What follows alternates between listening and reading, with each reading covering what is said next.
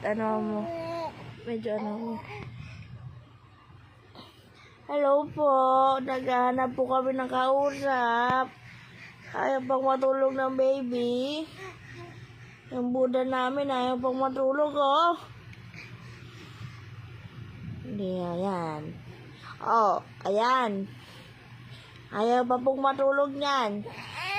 Oh, nagwawala, di ba?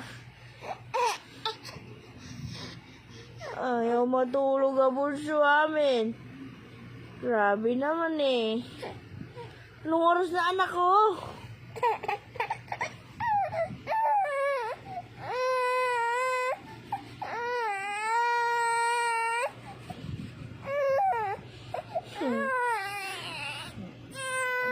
Oh, sige. Sige.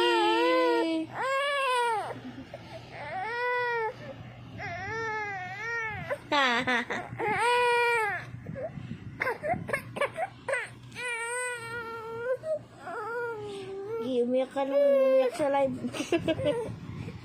Ayan.